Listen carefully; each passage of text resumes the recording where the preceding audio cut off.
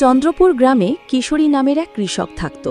কিশোরীর পরিবারে তার ছাড়া আর কেউ ছিল না, শুধু তার এক মেয়ে রাধা। কিশোরী খুব পরিশ্রমী আর সৎ মানুষ ছিল। সামান্য জমিতে চাষ করে সে আর তার মেয়ের পেট চালাত। কিশোরী ৩-৪ মাস কঠোর পরিশ্রম করে ফসল ফলাল।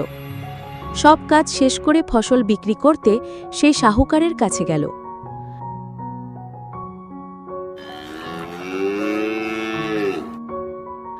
সাহুকারজি, এবার ফসল খুব ভালো হয়েছে, দামও নিশ্চয়ই ভালোই পাবো। সাহুকার বলল, ফসল ভালো হলেও দাম তো যতটুকু তোমার ফসল ততটুকুই পাবে। এই নাও তোমার টাকা। কিশোরী টাকা নিয়ে মন খারাপ করে বাড়ি ফিরল। পিতাকে দুঃখী দেখে রাধা জিজ্ঞেস করল, কি হয়েছে পিতাজি, আপনি চিন্তিত কেন?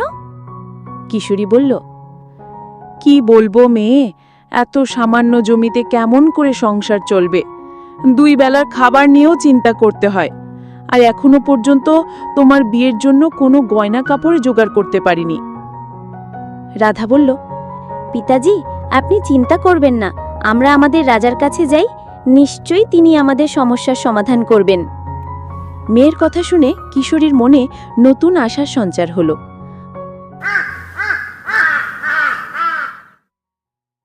পরের দিনে সে রাজদরবারে গেল।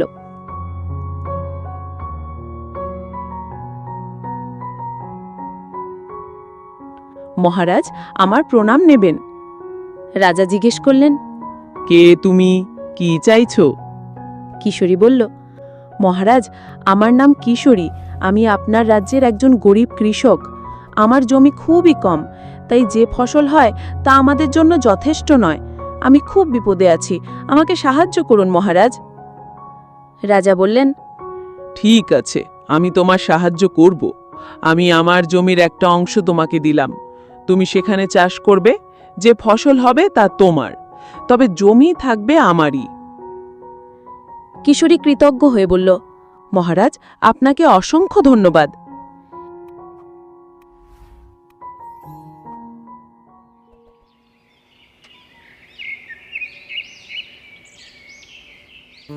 এবার নতুন ফসল বোনার সময় এলো। কিশোরী হাল চালাতে চালাতে হঠাৎ তার হাল শক্ত কিছুর সাথে ধাক্কা খেল। সে ভয় পেল। তারপর খুঁড়ে দেখল সেখানে একটি সোনার ওখলি রয়েছে। ওখলি দেখে কিশোরী খুব খুশি হল। আহা, সোনার ওখলি, আমার তো ভাগ্য খুলে গেল, এখন দারিদ্র্য দূর হবে। কিন্তু না, এই জমি তো মহারাজের, তাই এই ওখলিও মহারাজের। আমি কালকেই মহারাজকে ফেরত দেব। ওখলি নিয়ে কিশোরী বাড়ি ফিরল। রাধা জিজ্ঞেস করল, পিতাজি, এই সোনার ওখলি কোথা থেকে পেলেন? ক্ষেত চাষ করার সময় হাল ওই জায়গায় লেগেছিল, তারপর খুঁড়ে পেলাম। কাল আমি এটিকে মহারাজকে ফেরত দেব। রাধা খুব বুদ্ধিমান ছিল। কিছুক্ষণ ভাবল এবং বলল, পিতাজি, এর মুষলও কি আপনার কাছে নেই? কিশোরী বলল, না কন্যা, শুধু ওখলি পেলাম। রাধা বলল, পিতাজি, এটা আমাদের কাছে রাখি। কিশোরী বলল, না, আমরা এটি রাখতে পারি না, আমি এটি মহারাজকে ফিরিয়ে দেব।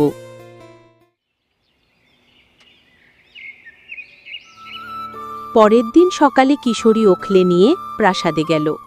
কিশোরী বলল, মহারাজ, আমি এটি খুঁজে পেয়েছি। যেহেতু এটি আপনার জমিতে পাওয়া গেছে, তাই এটি আপনাকে দিচ্ছি। মহারাজ বলল, ঠিক বলছো, ওখলি এবং মুষল উভয়ে আমার। লাও, মুষলও এখানে রাখো। কিশোরী বলল, মহারাজ, আমার কাছে মুষল নেই। মহারাজ বলল, তুমি মিথ্যে বলছো। যদি সত্যি সৎ থাকো তাহলে কালই ফিরিয়ে দাও, না হলে কারাগারে পাঠানো হবে। কিশোরী বেহাল হয়ে কাঁদতে লাগল। আমি মুষল কোথা থেকে আনব? আমি খুব দারিদ্র। মহারাজ তার কথা না শুনে তাকে কারাগারে পাঠাল।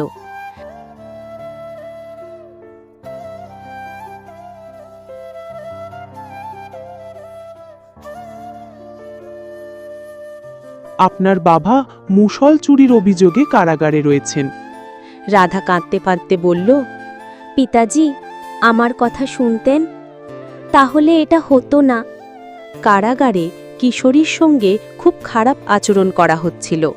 খাবারও ঠিকমতো দেওয়া হচ্ছিল না। কিশোরী খুব দুর্বল হয়ে পড়েছিল। তিনি বারবার বলছিলেন, কাশ আমার মেয়ের কথা শুনতাম।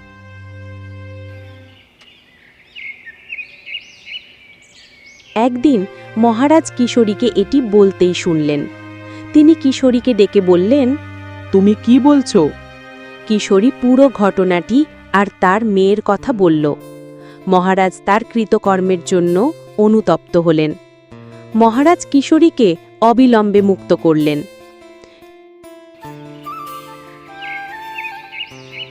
কিছুদিন পর রাধাকে প্রাসাদে ডাকা হল। প্রাসাদের প্রধান দ্বারে রাধা একটি সোনার আংটি পেল। সে মহারাজকে দিল এবং বলল, মহারাজ, এটি আসল মালিকের কাছে পৌঁছে দিন। মহারাজ খুশি হলেন। রাধা আরও বলল, মহারাজ, আপনি আমার পিতার কথা শুনেছেন এবং বুঝেছেন। আমরা খুব কৃতজ্ঞ। আমার পিতা খুব সৎ, তিনি কিছুই লোকাননি। এরপর মহারাজ উভয় বাপ-মেয়ের সততা এবং বুদ্ধিমত্তায় খুশি হয়ে রাধাকে রাজ্যের খজানের মন্ত্রী নিযুক্ত করলেন। কিশোরী এবং রাধাকে বসবাসের জন্য সুন্দর বাড়িও দেওয়া হলো।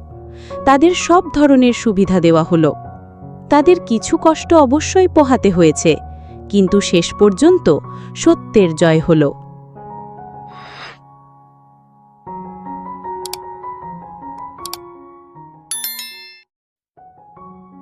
চম্পাপেট নামের এক গ্রামে রামু আর শ্যামু নামে দুই ভাই থাকত। দুজন পাশাপাশি ঘরে থাকত। রামু ভালো মানুষ ছিল।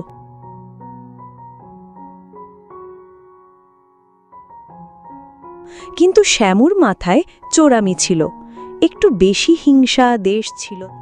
দুজনেরই বিয়ে হয়ে গিয়েছিল, সন্তানও ছিল। রামুর এক মেয়ে সুমিতা আর এক ছেলে অজিত ছিল। তারা দুজন একই স্কুলে পড়ত।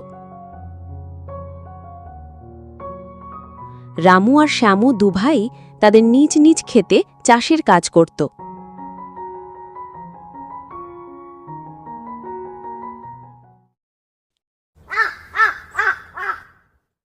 একদিন স্কুল থেকে ফেরার পথে রামুর বাচ্চারা একটা লোহারির সাথে ধাক্কা খেয়ে পড়ে যায়। তারা গিয়ে এক পাথরের উপর পড়েছিল। সেই কারণে তাদের দুজনের চোখ নষ্ট হয়ে যায়। হাসপাতালে ডাক্তার দেখে বলল, মাথায় গভীর আঘাত লাগার কারণে চোখ গেছে। অপারেশন করলে আবার আলো ফিরে আসতে পারে, কিন্তু তার জন্যে অনেক খরচ লাগবে, অন্তত 10 লাখ টাকা।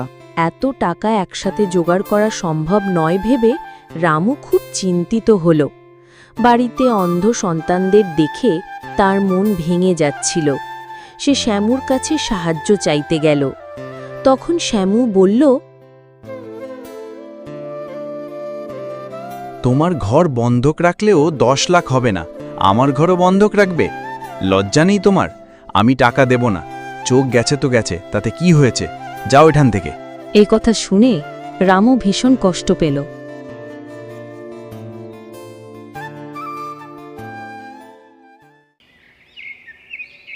একদিন রামু মাঠে হাল দিচ্ছিল। তখন হালের সাথে কিছু আটকে গেল। খুঁড়ে দেখল একটা পুরনো হাঁড়ি। সেটি খুলে দেখে ভেতরে এক টুকরো কাগজ। কাগজে লেখা ছিল, এই হাঁড়িটা এক মায়াবী হাঁড়ি।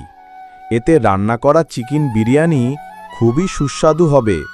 শুধু তাই নয়, যে এই বিরিয়ানি খাবে তার যে কোনো রোগ সারিয়ে দেবে, কারণ এতে রান্না করা চিকেন বিরিয়ানি জাদুই চিকেন বিরিয়ানি হয়ে যাবে। রামু হাঁড়িটা বাড়িতে নিয়ে এসে স্ত্রী গৌরীকে সব বলল। গৌরী হাঁড়িতে চিকেন বিরিয়ানি রান্না করল। রামু সেই বিরিয়ানি তার সন্তানদের খাওয়ালো। হঠাৎ তাদের চোখের আলো ফিরে এলো। আহা, ভগবান কত দয়ালু! ভেবেছিলাম ওদের আর আলো ফিরে আসবে না, কিন্তু ঈশ্বরের কৃপায় আবার আলো ফিরে এলো। এটাই সবচেয়ে বড় সুখের কথা, গৌরী বলল। তখন রামু বলল, আমাদের মতো কত গরিব মানুষ আছে যারা টাকা না থাকার কারণে চিকিৎসা করতে পারে না, তাদের সাহায্য করা দরকার। তাই এই জাদুই চিকেন বিরিয়ানি সবাইকে খাওয়াবো।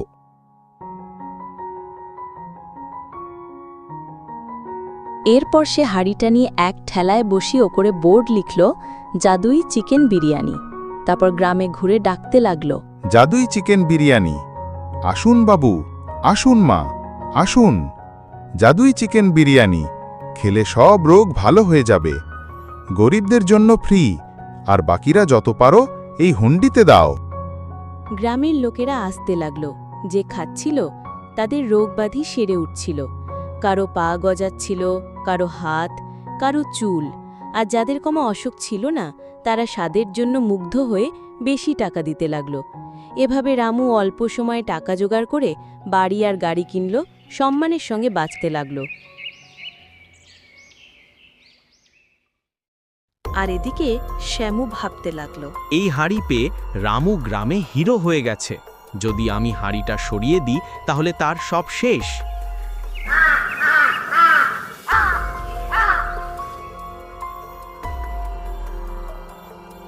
তাই এক রাতে রামুদের ঘরে ঢুকে হাঁড়িটা চুরি করল।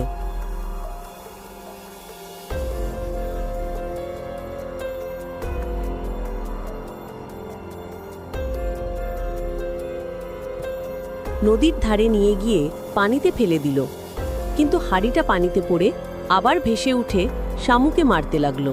আরে বাপরে, মারিস না হাড়ি, বাঁচাও বাঁচাও, তুই তো দেখছি আমার সব হাড়গোড় ভেঙে দিবি।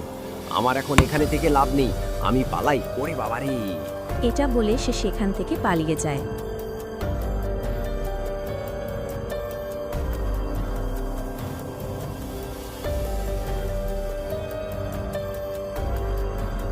তারপর সেই মায়াবী হাঁড়ি আবার রামুর ঘরে ফিরে এলো। রামু আগের মতোই জাদুই চিকেন বিরিয়ানি বিক্রি করতে লাগলো আর আনন্দে জীবন কাটাতে লাগলো।